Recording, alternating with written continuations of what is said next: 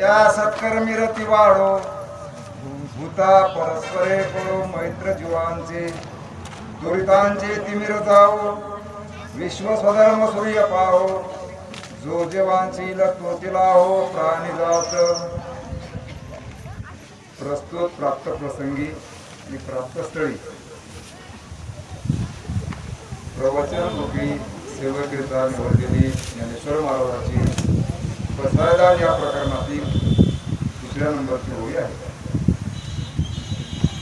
प्रथमतः आपल्याला सांगायचं झाल्यास आपल्याला काही ते लय मोठं गुरुला प्रमाण गुरु विष्णूचे काही आपल्याला येत नाही, म्हणून आपल्याला फक्त एकच साधं येते की मस्तक हे पायावरील वारकरी संत असतात. ते तुकोवारा तर ते काय ते ओम नमो ज्ञानेश्वरान ते काय लयशी आपल्याला फार येत नाही, कारण माझा काही अभ्यास नाही. मी अजूनही प्रवचन केलेलं नाही. मला ज्ञानेश्वरी वाचता सुद्धा येत नाही, श्लोक तर वाचून सुद्धा म्हणता येत नाही. गाथ्याचे अभंग फारसे काही पाठ नाहीत. फक्त महाराजाच्या मागं समोर ऐकायचं आणि मागायचं म्हणायचं, एवढी महिला की आहे. मी तुम्हाला ज्ञान सांगण्यात काम मोठा माणूस नाही. एक तुमच्या मागं चालणारा एक काहीतरी साधारण आपल्या आले भागात करीतो नाम तुझे उच्चारितो, एवढंच आपल्याकडे भांडवल आहे. पण गोविंदर महाराज हरिभक्तीपरायण आंबेडकर महाराज यांनी जबरदस्ती केली आणि ते म्हणजे तुम्हाला प्रवचन करावं लागतं. जाऊन लोकांनी प्रवचन केलंच नाही अजूनही. मला त्या शास्त्रातला काही अभ्यास नाही, मला काही ते संस्कृत बोलता येत नाही, मला काय असं म्हणजे काही गाथ्याचा काही एवढा मोठा अभ्यास नाही. ते म्हणजे पाहुणे चला करा. तरी आपली पालखी आहे श्री कर्मेश्वर भगवान कृपा आशीर्वादित श्री क्षेत्र राजंदाते श्री क्षेत्र पंढरपूर अशी गेल्या 15 वर्षापासून हा पालखी सोहळा चालत आलेला आहे. या पालखीचे अध्यक्ष आहेत हरिभक्तीपरायण गुरुवर्य. सरलं यातलं का माझ नशीब खराब आहे. परम आदरणीय आम्हाला असणारे असे गुरुतुल्य हरिभक्तीपरायण दिनकररावजी कराळे सर. वास्तविक पाहता त्यांची तब्येत आता सर्वांना माहिती आहे, आपण पाहत आलेलो आहोत. पण एवढी तब्येत असताना सुद्धा एवढी जर तब्येत तुमची आमची खराब असती तर आपण वारीला तर काय पण संडासले मी घेऊन असतो. पण त्यांचा या समाजाविषयी आपल्या आमच्याविषयी किंवा हा समाज कुठंतरी या समाजाला परमार्थ कळावा म्हणून एवढा मोठा आटापेटा केला. राजन देव आमच्या गावापर्यंत आले. मी म्हटलं सर येण्याचं काही कारण नव्हतं तुम्हाला. आम्ही एकदा हो म्हटलं, मी म्हटलं बा आम्ही नाही म्हणणार नाही. तरी पण ते त्रास घेऊन आमच्या घरी आले. आमचे ते दुसरे मोहन भाऊ ते बी आलते, ते दत्ता भाऊ आलते, आपले ड्रायव्हर साहेब सुद्धा आलते. आमच्यापर्यंत आम्ही त्यांची सेवा केली. सर म्हणत मला काही जेवायचं नाही, पण तरी पण आमच्या घरच्या मंडळीने फार अशी व्यवस्था केली. आणि या दिंडीचे चालक आमच्या शिवभाऊ असणारे गुरुवर्य हरिभक्तीपरायण. वास्तविक पाहता आमचे ते गुरुबंधूच आहेत, कारण त्यांचा परमार्थ जर त्या परमार्थाच्या वाटेला लागले हरिभक्तीपरायण वासुदेव महाराज बोराळकर यांच्यामुळं आम्ही सुद्धा परमार्थाच्या वाटेवर आलो. तर त्यांच्याच माध्यमातून आम्ही या वाटेवर आलो. म्हणून आमचे गुरुबंधू ते वास्तविक पाहता आमच्या मागून आले. आम्ही लय पुढे होतो त्यांच्या, पण ते आमच्या मागून येऊन ते आमच्या लय पुढे गेले. आम्ही त्यांच्या पुढे होतो परमार्थाने, आम्ही त्यांच्या पुढे होतो, पण ते आमच्या मागून येऊन आमच्या लय पुढे गेले. पण असो, आनंद आहे त्याच्या पाठीमागे आम्ही चालत आहोत, आनंद आहे. असे आपल्या दिंडीचे चालक हरिभक्तीपरायण गोविंदर महाराज डोंगरे पिंपळा आमचे शिवभाऊच आहेत, फक्त आमची शिवत आडवी आहे. तर आणि या दिंडीचे प्रमुख मार्गदर्शक, तर वास्तविक पाहता मार्गदर्शकाशिवाय दिंडी चालू शकत नाही. अध्यक्षालाही फारसं महत्त्व नाही, चालकाला सुद्धा फारसं महत्त्व नाही. जर आपण आपल्या मनाला चाललो तर आपल्याला काही मिळत असणार नाही. म्हणून आपल्याला कुणीतरी मार्गदर्शक पाहिजे. मार्गदर्शक असल्याशिवाय कुठलाच मार्ग आपल्याला कळत नाही. आपण दिंडी काढली बरोबर आहे, पण त्या दिंडीला मार्गदर्शकच नाही, काय उपयोग आहे? त्या दिंडीला फळ भेटणार नाही, त्या दिंडीच्या वारकऱ्याला सुद्धा फळ भेटणार नाही. म्हणून उत्कृष्ट असे आपल्याला मार्गदर्शक लाभलेले हरिभक्ती परायण रामकृष्ण महाराज आंबुसकर, अत्यंतिक प्रेमळ व्यक्ती, नुसत्या फोनवर कार्य घेणारी व्यक्ती, घरी जाऊन सुद्धा मंडळी काय काय कीर्तनकार तारीख घेत नाही. परंतु आमचे आंबुसकर महाराज नुसतं त्यांना आपण फोन केला. माझी आई मरण पावली होती गेल्या वर्षी, मी येणार नव्हतो, पण आई म्हणते जा. त्याच्यानंतर आई वस्तू झाली आणि 2 महिन्यानंतर आमची आई गेल्याच्यानंतर आंबुसकर महाराजाला फोन केला नुसता की महाराज असं असं झालं, तुम्ही कीर्तनासाठी या. ते म्हणजे ठीक आहे, काय हरकत नाही, मी येतो. तर नुसत्या फोनवर आंबुसकर महाराजांच्या इथे एवढं त्यांचं आपल्यावर प्रेम आहे, माझ्यावरच नाही आपल्या सर्वांवर प्रेम आहे. अशा प्रेमळ व्यक्ती आपल्याला जीवनामध्ये भेटतात, हे आपलं महत्भाग्य आहे. वास्तविक पाहता सज्जनाची संगत मिळत कठीण आहे. ते किती कठीण आहे ते शास्त्रात लिहिलेले ते आपल्याला सांगता येत नाही, पण काय सांगता येत नाही. पण ते काय ते रवी असतात आता धरलं ते आहे ते आपण महाराज काहीतरी चंद्र अमृत सुखे सेवविलं असतात आता रवी धरवेलं धरवेलं तरी त्या साधूची भेटी न होईल. या गोष्टी न घडणाऱ्या घडतीला कदाचित, पण साधूची भेटी होत नाही. आपल्या काहीतरी पुण्याईमुळं, आपल्या आईवडिलांच्या पुण्याईमुळं, आपल्या परंपरेच्या पुण्याईमुळं आपल्याला फार मोठे असे महात्मे भेटले. आपल्याला ओळखायला येत नाही, कारण ते आपल्याकडे नजर नसते मात्र ओळखा येत नाही. पण ज्याच्याकडे नजर आहे त्यांना ओळखा येतात आणि तेच खऱ्या अर्थाने साधू असतात. तसे आपले महान व्यक्तिमत्व असणारे आंबुसकर महाराज या दिंडीला आपले मार्गदर्शक लाभलेले आहेत. त्याबद्दल त्यांचाही सुद्धा आभार मानतो. आणि या दिंडीला निरीक्षक पाहिजे. दिंडीले नुसतं मार्गदर्शक जमत नाही की कोण काय करते, कोणाचा पेपर किती अभ्यास केला आणि कोणाचा पेपर बरोबर आहे, कोणाचा चूक आहे. तर एकेकाळी वाळवंटामध्ये संताची मांदियाळी बसल्याच्या नंतर तिथं परीक्षक म्हणून तिथं नामदेव महाराज होते आणि गोरवाका होते, चोकामेळा होता, मुक्ताबाई, ज्ञानेश्वर महाराज, सोपान काका, अशी भक्कमशी मंडळी होती. मग मुक्ताबाई आणि त्यातले परीक्षक झाले गोरवा काका. मुक्ताबाई गोरवा काकाला म्हणाले, काका इथं जे आता हे जेवढे मडके बसले, या मडक्यापैकी कच्चं मडकं कोणतं आहे आणि भाजलेलं मडकं कोणतं आहे त्याचा तपासा. काकाने काय केलं, काकाच्या आजूबाजूला धापटणी ती मडके हे करायची. काकाने धापटणी घेतली आणि एका संताच्या डोक्यावर मारू लागले. अशी मारत नामदेव महाराजांच्या पाळी आली. मग नामदेव महाराजाला वाटलं की हे काय परीक्षा घेत असं, हे आपल्याला काही पटत नाही, म्हणून हे काही बरोबर नाही, असं मारणं हे ते. मग नामदेव महाराज उठले की पळाल्याच्या नंतर मुक्ताबाईनं मुकाट्यात पळून आहे. त्याचं मुक्ताबाईचं वय किती होतं महाराज? 9 वर्षाचा होता, 7 वर्षाचा मला काही माहित नाही, 7 वर्षाचा असं सांगत. म्हणजे आपलं कसं तरी म्हणून आपलं शेजावर जाईल. 7 वर्षाचं तिचं वय होतं. आता 7 वर्षाची मुलगी 35 वर्षाच्या माणसाला म्हणते नामा करता. नामदेव महाराजाला फार अवघड वाटलं. नामदेव महाराज देवापाशी गेले आणि देवाला विचारलं की देवा, ती कालची भोंगळी पोरगी, मी तुझ्यासोबत, तू माझ्यासोबत जेवतो, तू माझ्यासोबत बोलतो, तू सर्व माझे कामं करतो, तरी मी कच्चा कसा? मुक्ताबाई म्हणे तू नामा कच्चा. देवाने सांगितलं की खरोखर तुम्ही नामदेव महाराज कच्चे आहात. नामदेव महाराज कच्चे म्हणल्याच्या नंतर नामदेव महाराज जरा म्हणाले, जरा शिकत्यांच्या रोखरोखी वाटली. तसे आपल्यातले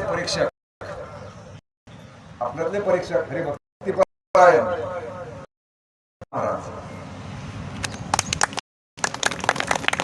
या परीक्षा इथे एक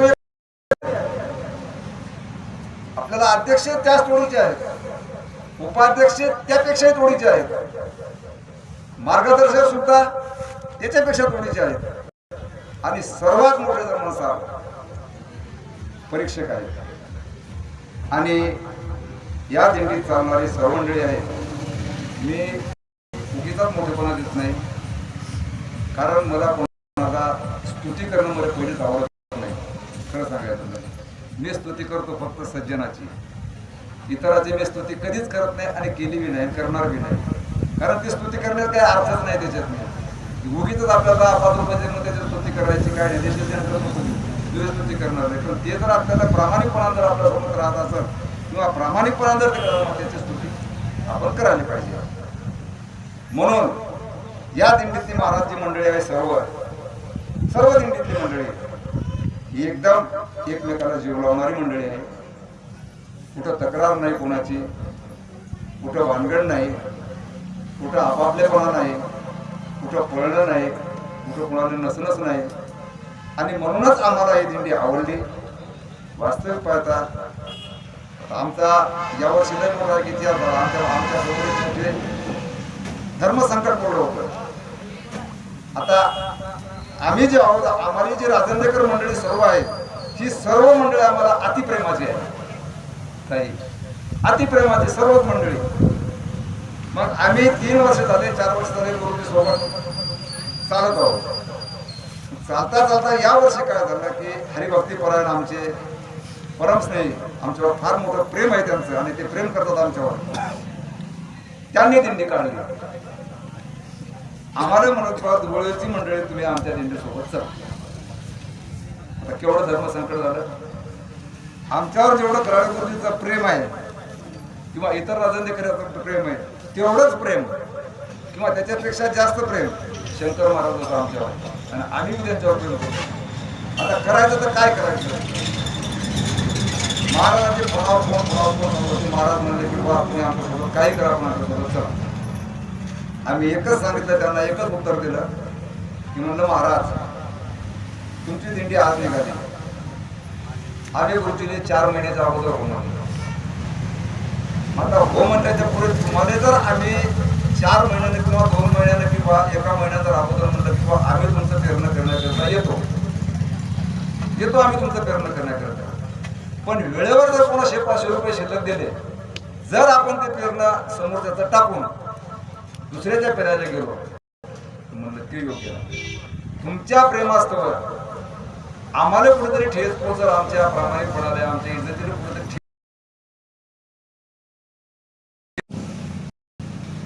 म्हणलं. याच्यानंतर जर तुमची दिंडी चालली तर आम्ही विचार करू, पण या वर्षी आम्ही तुमच्यासोबत येऊ शकत नाही. म्हणून या दिंडीत चालणारी सर्व जी मंडळी आहे ती अतिशय उत्तम आहे. आणि या सर्व मंडळीच्या चरणावर अध्यक्ष, चालक, मार्गदर्शक, परीक्षक आणि तुम्ही आम्ही सर्व चालणारी मंडळी, पालखी लोटणारी मंडळी, पताकधारी मंडळी, या सर्वांच्या चरणावर नतमस्तक होऊन आपण प्रवचनाला सुरुवात करू. अजून प्रवचनाला सुरुवात झाली नाही. आता येतच आपल्याला 8 मिनिटं गेली. आता आपल्याला 5 मिनिटं राहिले, कारण आपल्याला 15 मिनिटाचा वेळ दिलेला आहे. 20 मिनिटं देतात मला, 20 मिनिटं मध्ये बोलता येत नाही, म्हणून मी 20 मिनिटं काही बोलत नाही. की मग 15 मिनिटं बोला. 10 मिनिटं गेली, फक्त 5 मिनिटं राहिले. ज्ञानेश्वर महाराजांचं म्हणणं आहे, जी खळाची व्यंकटी सांडलो तया सत्कर्मी रती वाढो आणि भूता परस्परी रजी वाढो. तर ते अगोदरचं जाऊ द्या, अगोदरचा विषय त्यांचे 2 आहे ते जाऊ द्या. पण भूता परस्परे पडो मैत्र जीवांची. आपण जे आपल्याला भूत म्हटलेलं आहे, जी काही या सृष्टीवर जीवसृष्टी आहे, या सृष्टीवरच्या प्रत्येक जीवाला ज्ञानेश्वर महाराजांनी भूताची उपमा दिलेली आहे. जे जे दिशे भूत ते ते मानिते भगवंत, हे ज्ञानेश्वर महाराजांचं म्हणणं आहे. मग ज्ञानेश्वर महाराज म्हणतात की बा जेवढे आपण मानव जन्माला आलो एवढ्या मानवाचं कर्तव्य काय आहे, एकमेकासोबत प्रामाणिकपणानं आणि प्रेमानं राहिलं.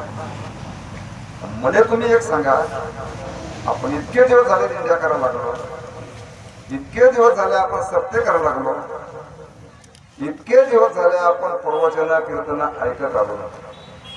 खरं सांगा मला इमानदारीपूर्वक, दोन भावाचं आणि दोन जावाचं, मी तरी म्हणतो की इथं आलेल्या महिलाचाही पटत नाही आणि इथं आलेल्या पुरुषाचं सुद्धा पटत नाही. बरोबर आहे का चूक आहे? बरोबर आहे का चूक आहे? बरोबर असेल तर बरोबर म्हणा, चूक असेल तर चूक म्हणा. बरोबर आहे. ज्ञानेश्वर महाराज काय सांगतात,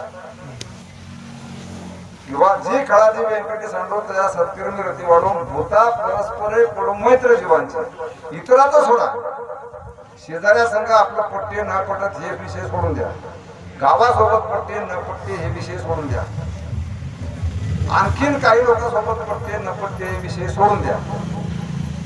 पण दोन भावाचं आणि दोन गावाचं फक्त पटणाऱ्यामध्ये महिला दाखवा आणि दोन भावाचं बोलणाऱ्यामध्ये पुरुष दाखवा. इथं जमलेला पैकीच दाखवा की या दोन भावाचं पट काही असतील नसेल असं नाही, कारण सर्व जग काही खराब नाही, याच्यातही बी काही चांगले लोक असतातच, नसतात असं काही नाही, पण ते आपल्याला दिसत नाही. कारण तुमचा माझा जास्त परिचय नसल्यामुळे मी सांगत नाही. मी तुमच्यासोबत जर 4-2 वर्ष राहिलो आणखी तर नक्की सांगतो कोण्या भावाचं पटते कोण्या भावाचं पटत नाही, आणि कोण्या जावाचं पटते कोण्या जावाचं पटत नाही. नक्की सांगतो मी, ते मी नाव घेऊन सांगतो. तुमचा मला नेमका परिचय आता जवळजवळ तात्पुरता आहे.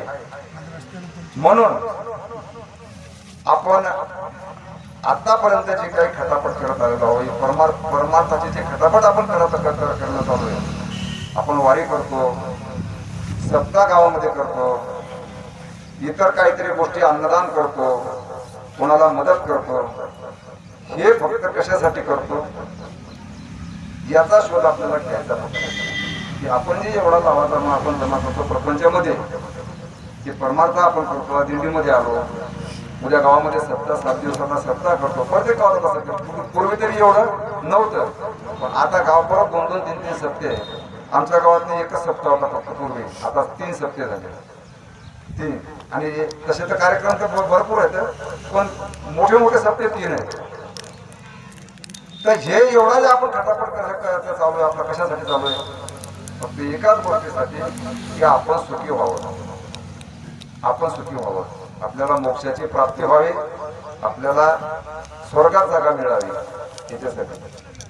आता मला तुम्ही सांगा, जर मोक्षामध्ये सुख असतं, आता पिठा करून मोक्षामध्ये जर सुख असतं, तर तिथली जी मंडळी आहे, कुठली स्वर्गात गेलेली, मोक्ष ज्यांना मोक्ष मिळाला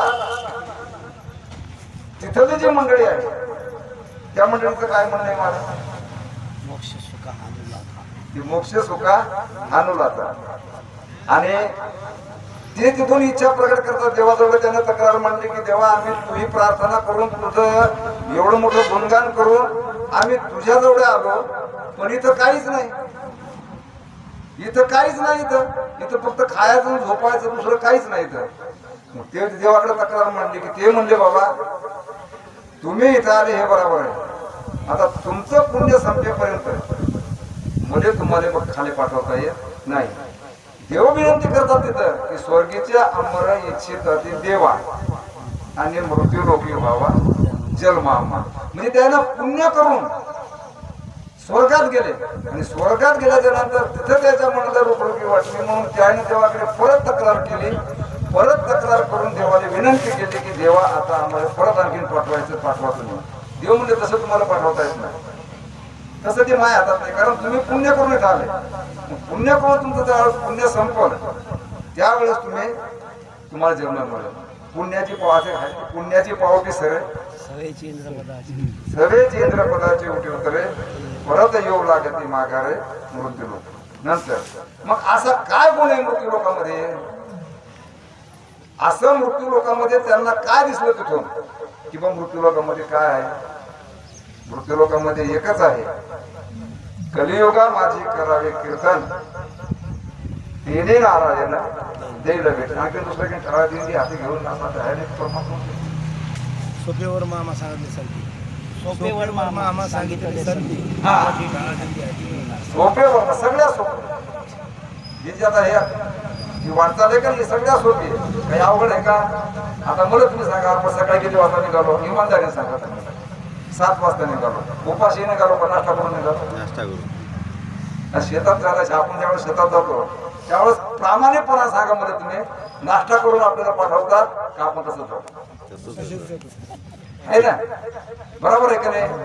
आपण ज्यावेळेस शेतात जातो त्यावेळेस आपल्याला कोणीच नाश्ता करून पाहतो म्हणजे धाडत नाही. आपण जर म्हणलं की बा शिळीपाती भाकर आहे का, ते म्हणतात नाही, ती भाकरच नाही ओरली जाते. तसंच झाला की बाबा काय करता इलाज नाही.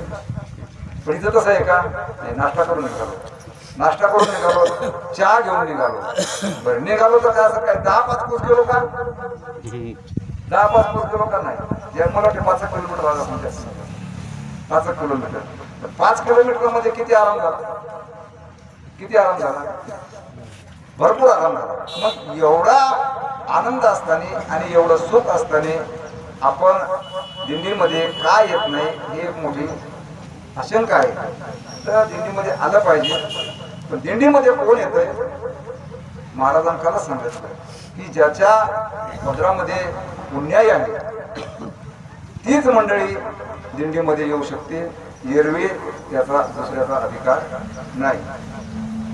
मग आल्याच्या नंतर आपण इथं आल्याच्या नंतर आपल्यावर जी जबाबदारी दिलेली आहे, महत्वाची गोष्ट आपल्यावर, इथं आपण जन्माला आल्याच्या नंतर सोडून आपल्यावर जबाबदारी दिलेली आहे.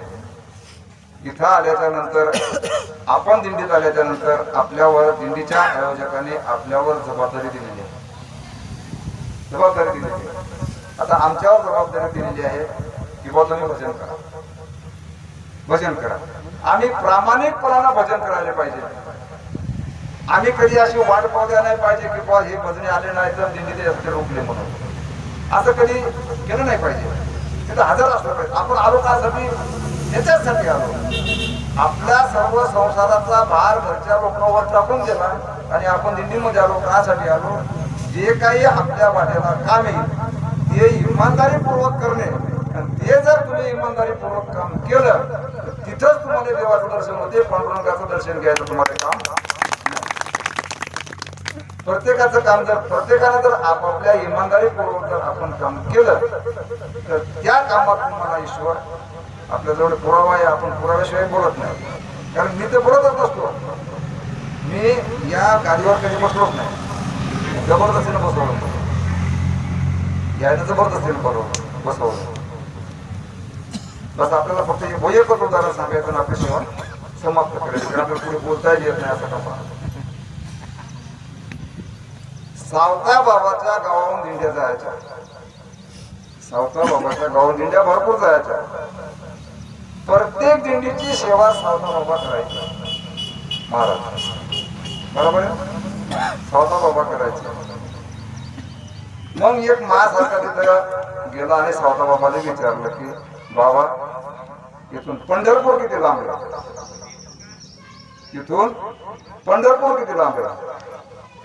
बाबा म्हणजे बाबा मला काही पंढरपूर माहिती नाही. पंढरपूर इथून किती किलोमीटर आहे हे मध्ये काही माहिती. तेव्हा किलोमीटर नव्हते, तेव्हा मैल होते, कोस होते.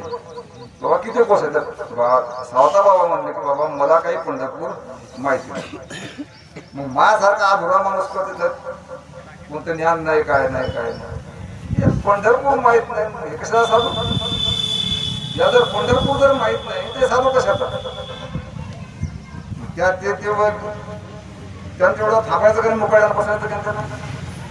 ते म्हणजे बाबा तुम्ही पंढरपूरला जात ना, तुम्हाला पंढरपूर माहिती नाही, मग तुम्हाला देव कसा काय भेटत? सावता बाबा माझ्याकडे मा काय काम आहे देवाकडे? मा कामच काय त्याच्याकडे? मी कशाला त्याला बोलून कशाला हाका मारू? त्याचं काम असेल ते मागे, नाही तर नाही. बरोबर आहे की नाही? आता तुम्ही श्रीमंत लोक आमच्यासारख्या भिकाऱ्याच्या घराकडे तुम्ही कशाला सांगा? बरोबर आहे. मग त्याचं जर काय काम असेल समोरच्याचं ते माझ्याकडे येईल.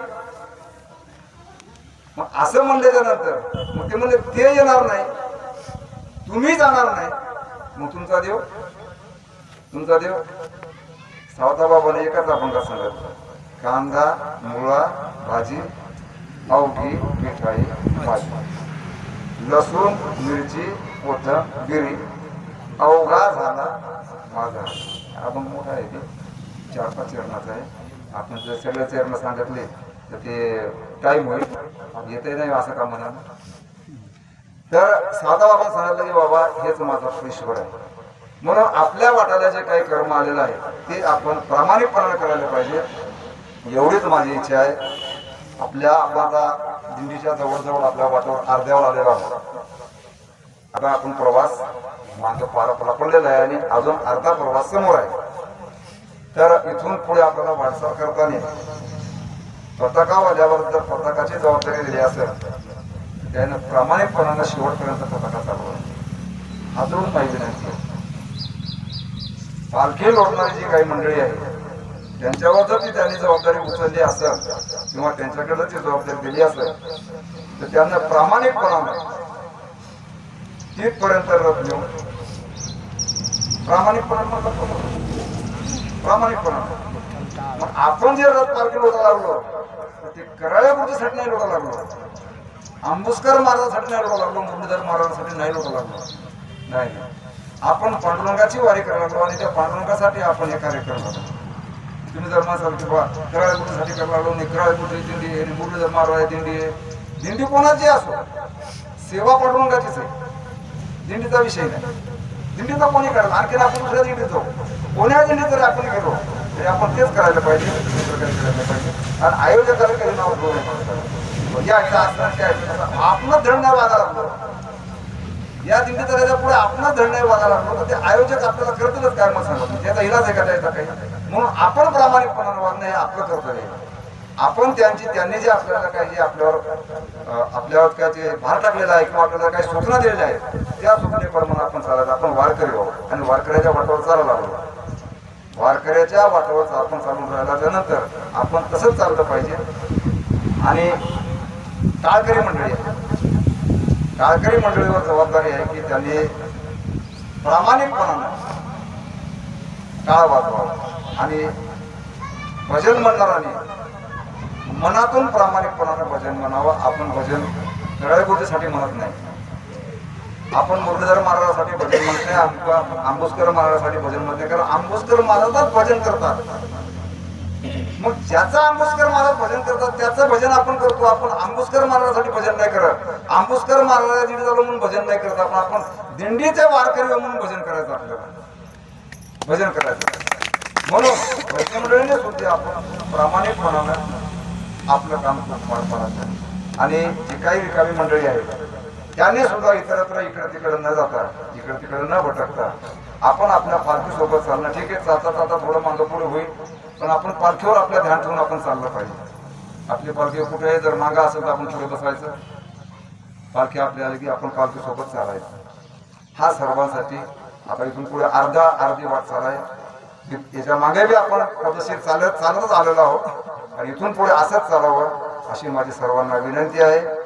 असो, आपण काही फार मोठे ज्ञानी नाही, आपल्याला या ज्ञानेश्वरीतली एकही ओळी आपल्याला येत नाही, कारण मी फक्त 2च पारायण केले.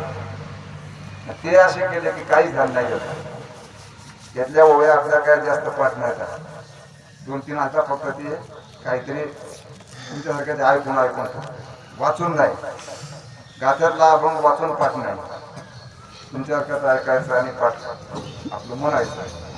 मी काही मोठा एखादा असा पट्टीचा भजन नाही, आमचं कुठे काही क्लास नाही, दिवसभर काम करायचं. महाराज परिस्थिती बिकट असताना ज्यावेळेस शिक्षणाचं वय होतं त्यावेळेस परिस्थिती अत्यंत बिकट होती. दिवसभर लोकांचं काम करायचं आणि संध्याकाळी दिवस मोडल्यानंतर कीर्तन राहायचं, टाळ वाजवायचं, भजन म्हणायचं. आंबुस्कर महाराजांना जी चाल म्हणजे ती चाल घोडाकडे दिवसभर पोटायची. आणि ती चाल संध्याकाळी भजनात म्हणायचा प्रयत्न करायचा. एवढंच आमचं शिक्षण, बाकी आम्हाला कोणता क्लास नाही, म्हणून आम्ही काही मोठे पोटीचे भजने नाही. तरी आपण सर्वांनी पद्धतशीर चालणे, पद्धतशीर वागणे, एकमेकासोबत प्रामाणिकपणाने राहणे आणि इथून आपण नुसतं दिंडीपुरतं आपण प्रामाणिकपणाने राहणं म्हणजे काही फार आपण कमाई केली असं नाही. आपण घरी गेल्याच्या नंतर गाव न म्हणलं पाहिजे की व्हायच्यावर दिंडीचा असर झाला. जर गावात गेल्याच्या नंतर गावातल्या लोकांना जर म्हणजे की तुला दिंड्या करून काय फायदा, त्यांची गोष्ट खरीच आहे मला, चुकीचं नाही त्यांचं. आपण जर दिंडी करून आपल्याला जर काहीच बदल होत नसेल त्यांचं काय चुकीचं आहे? काय आदर्श घ्यायचा त्यांनी आपल्याकडून? आपल्यात बदल झाला पाहिजे, आपल्या बोलण्यात बदल झाला पाहिजे, आपल्या वागण्यात बदल झाला पाहिजे, आपल्या खाण्यात बदल झाला पाहिजे, आपल्या पिण्यात बदल झाला पाहिजे. तर का आपल्याकडे लोक चांगल्या नजरेनं पाहतील आणि आपला अनुकरण मग डबल ते लोक करतील. तेव्हा हे माणसं दिंडीत गेल्यामुळे हे दृश्य झाले, बाबा तू मी दिंडीत जा, तू दिंडीत जा. आता आपण दुरुस्त नाही झालो आपल्या सोबत कशा जातात तिकडे मरायले काय आहे ते आंबेडकर महाराज तिकडे आलं भांगडी करतो लोक सांगतात तू कशा तिकडे जातं काय इकडे, म्हणून असं होतं का म्हणे आपण काही ना काहीतरी बदल घडला पाहिजे, आपल्या लोक आले पाहिजे. म्हणून असं वागण्याचा प्रयत्न करा. एवढंच बोलतो आणि या सेवेला सर्वांच्या चरणी सेवा समर्पित करतो आणि सर्वांच्या चरणी नतमस्तक होऊन सेवेला पूर्णविराम देतो. विठ्ठल विठ्ठल विठ्ठल विठ्ठल विठ्ठल विठ्ठल विठ्ठल विठ्ठल श्री ज्ञानदेव